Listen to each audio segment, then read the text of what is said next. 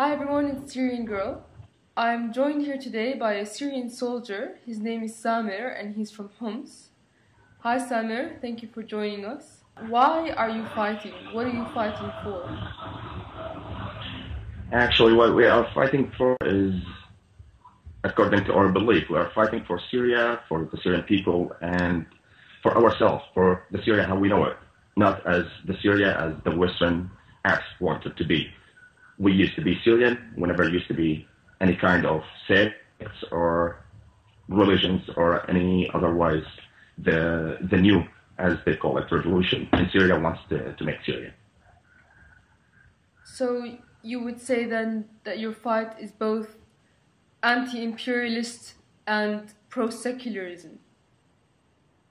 Exactly, that's what we are fighting, and actually, just we are continuing the fight of our grandparents, and our grandparents were fighting imperialism and Zionism in the past. And what we have right now is just exactly the same in different image, but it's the same in the same field. We are still fighting the imperialism from 40 years ago till today. Can you explain who these imperialists are and what you believe their agenda in Syria is? Their agenda in Syria is to just remove the regime that we have in Syria and the Syrian ideology that we have our land occupied by Israel. They want us to forget about this land, the imperialism led by USA governments and the Israel lobby in USA and Europe. So the main point for their agenda to divide Syria, to make it small countries belong to sects, religious small countries fighting between each other and forget about the highest of Golan. My point is that we are always talking about the height of Golan, but there's no mention at all for Liwat Iskenderun. It's 1519 of the last century.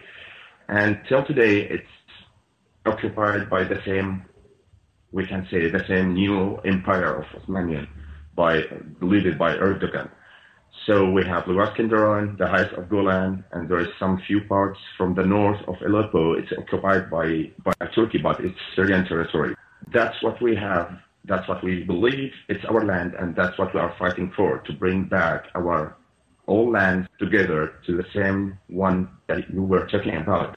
The Western media is always talking about Alawites and Sunnis, and they want to portray the war as the Alawites of the army fighting the Sunnis of the insurgency. So, as a soldier, what do you see? Is there any truth to that? The Western media is always talking about the petrol regime in Syria. The people killing by the regime is from Set or from anything. They are just making the image in Syria as a sectarian war, a civil war in Syria. What is actually happening in Syria, we are so many sects. We have like 42 sects in Syria. We are all together in the same army. The huge number of the army is the sects. The sect that regime killing at this moment, like they are saying it's a war between Sunni and Alawites or Sunni and Shia. That's what they want to make it. But actually, like in Syria, the army, we don't like to talk about this, by the way, in Syria. Even in the same building when we are living, there is so many religions, sects living in the same buildings. I'm not saying about the same neighborhood. But anyway, the Western media forcing us to talk about this at this moment. The main sect in the Syrian Arab Army is Sunni. The main sect of the National Defense Army is Sunni. And there is, I'm not saying that only Sunni fighting in this army, but the main sect, because it's the majority of the Syrian population. But in the army, we are from different sects, from different religions. We are all fighting under the same flag, under the same leading, and under the same beliefs, which is one Syria, one people, one leader. That's it. And our fight is not to protect the president or his family or to protect the Alawi sect as they are showing in the Western media. What actually we are doing is the same what we swear about when I used to serve in the army between 2003 and 2005. Syrian interest inside Syria and outside Syria, because it's Syrian, not because it's belong to any state or to any religion. This is Syria how we used to know. Actually, what I see exactly that we are fighting together from all the cities, from all sects, side by side, shoulder by shoulder, in the same army, under the same flag. What the Western media are trying to do is the same used to do all the time in Afghanistan, in Iraq, in Libya now. It will never stop. They are trying to make the religion as a reason to fight for the people.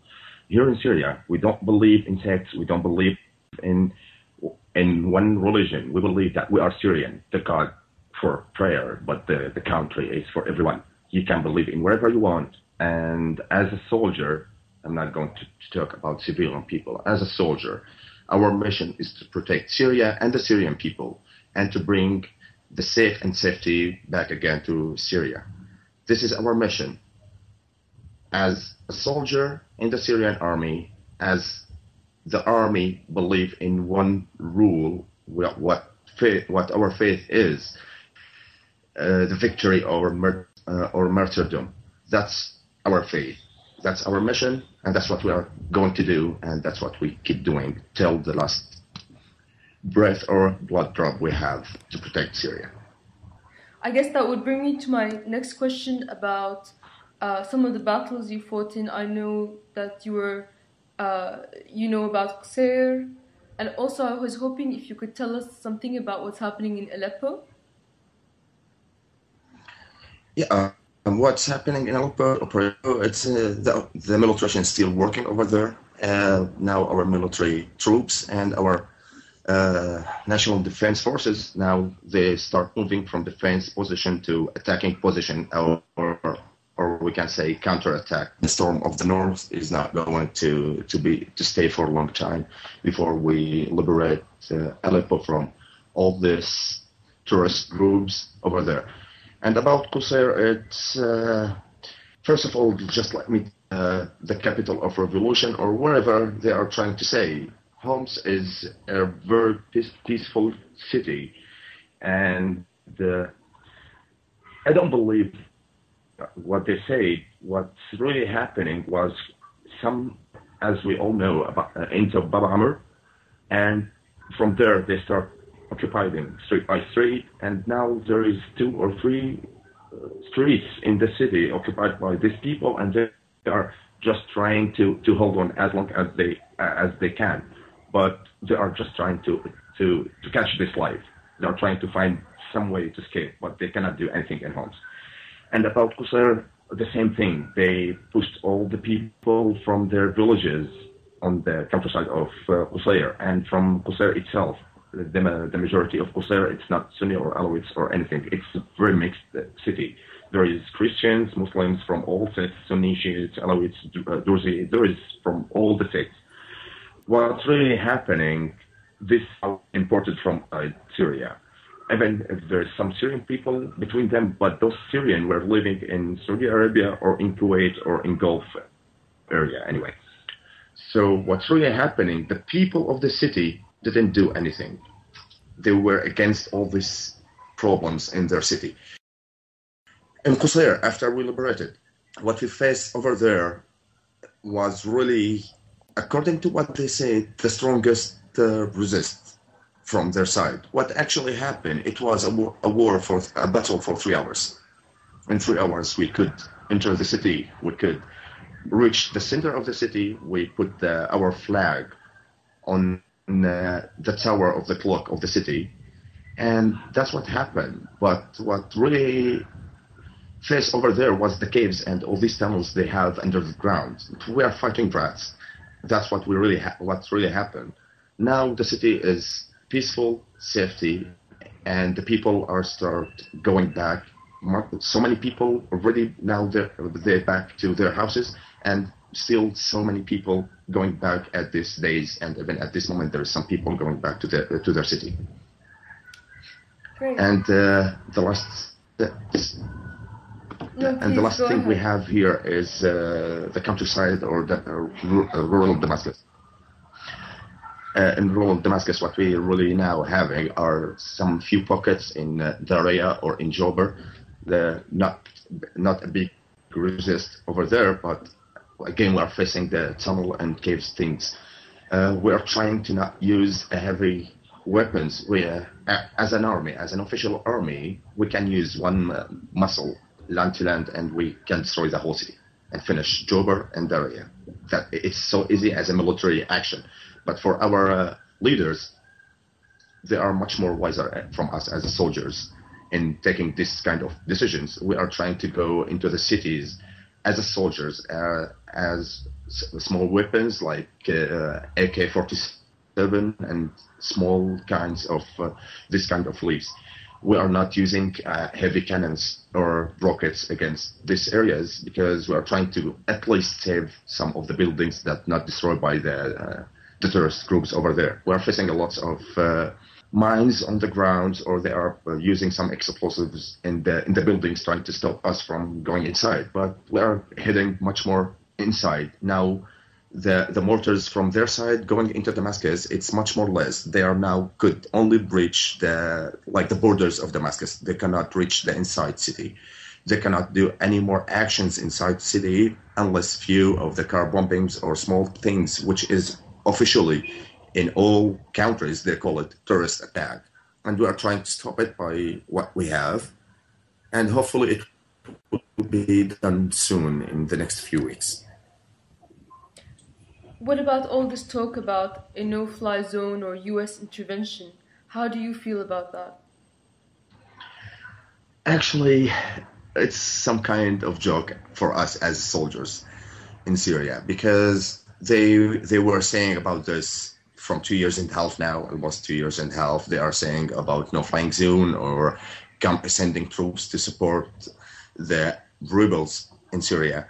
But what we really have here is Syrian army and our leaders. We have our commands. When they say there are people from outside or any kind of military are going to get one step inside Syria, we are going to protect our land, not only from terrorists in the same kind, with all respect for Iraq or Libya or all these patriots people over there who is fighting against occupation, but this is not any kind of these countries. We are all ready for anything what Syrian Arab Army means. We are not a joke. What do you think of the Syrian National Council and Idris and the Turkish puppet government? I really don't think anything about these people. In the end, 200% outside of Syria. Most of them, they didn't step in Syria at all. Most of them was born outside of Syria. And all of them are the puppets of USA and Israel and the Gulf countries and Saudi Arabia and Turkey and all this, which we consider them as an enemy. And for us as Syrian soldiers, I'm not going to talk about civilians again, I'm talking as a Syrian soldier. Anyone shake hands with Israeli enemy, with Israeli soldiers or government or any Israeli nationality, citizenship, he is our enemy.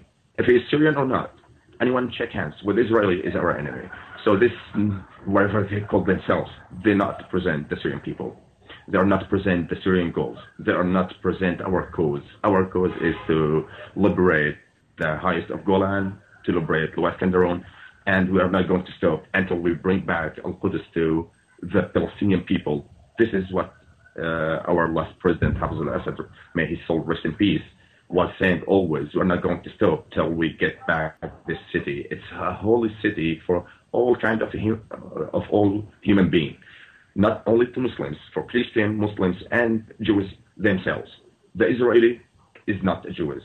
The Israeli is Zionist. They are just exactly like what happens. They are to the human kind. Our message for all these people who's living outside, you can bring wherever you want. After 2 years and half, we are resisting as the same we were resisting the Ottoman Empire for 400 years, and we are resisting the same in the same power as we resisted for 26 years against the French occupation, and we are resisting against the Israeli the same thing after 65 years. We're not going to stop. We have listening to US to fight back administration and to Europe administration, or to this puppet in Gulf, the king of Saudi Arabia or the prince of Qatar. I don't believe they are kings or princes anyway. They are just a puppet for the imperialism. So they can do whatever they want. They're not going to step inside Syria anymore. I guess I'll ask you one last question. Would you say that the insurgents calling themselves the Free Syrian Army or AlQaeda or Jabhat al-Nusra, do you think that they realize that they are serving Israeli agenda? Yes, I do believe it. To be honest and to be fair for both of them, AlQaeda, they are the creation of the United States.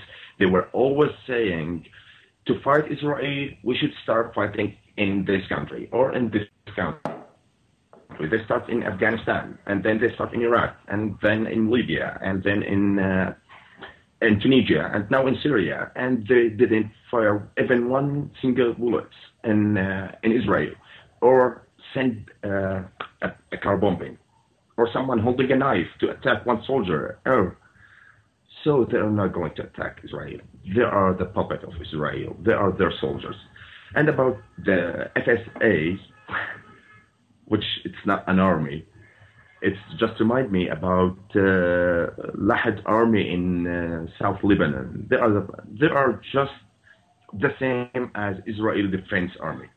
They are protecting the borders of Israel. Even after the airstrike by Israeli jets on some Syrian army points, the opposition outside Syria and the FSA and AlQaeda by Jabhat al-Nusra or whatever they call themselves, they said exactly that if Israel went into a war against Syria and the Syrian Arab Army or the President Bashar al-Assad, the FSA and Jabhat al-Nusra and all these people who support their own people, they are going to fight their own army, they are going to fight their own president. I don't believe these people are qualified enough to hold the nationality of Syria. We are here from 13,000 years ago. It exists. We faced so many wars, and from all countries, even the great Roman Empire tried to attack this country as a Syria, and they failed. This is Syria. We had Queen Zenobia, we had the Phoenician, we had the whole civilization in the world. We are the place where the civilization birth was, and we are continued as we were before. Great. Is there anything else you'd want to say to the world? I know that the Syrian soldier's voice isn't really heard in any of the Western media. So is there any last message you'd like to give?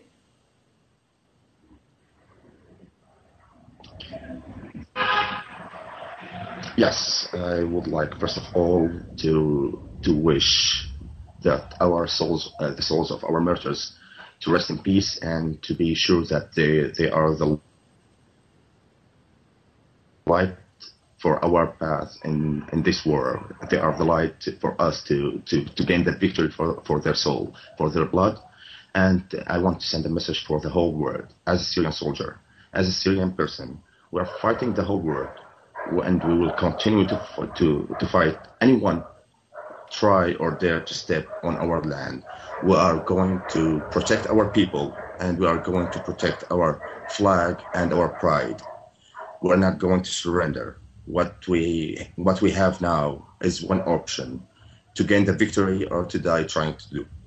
This is as a first part of my message. And the second message for all civilian people over the world: we are a humankind just as anyone else in this world, and we have the right to decide who will be our president. We have the right to give our children a peaceful country to live in, and we have the right to live just as any American citizen or British citizen or Egyptian citizen, as an important country or a third world country, as they would like to call us, but we still are human and we have the right to decide what we want, and we want to stay free, and we will die as free people. This is Syria, the cradle of civilization and the path of Christianity and Islam, and this is my message, and I hope people will understand what we are facing here. So thank you so much for joining us, and may God protect you and all our soldiers. Thank you so much for listening to me and for trying to help us to make our voice reach the people, and hopefully the people will understand what's really happening here. We are facing, actually not we're facing, we are fighting for the whole world against the imperialism. It's the Third World War, but on the Syrian ground. And again, thank you so much for Thank you so much. the opportunity to make our voice heard by the world. It's my duty and my pleasure. Thank you.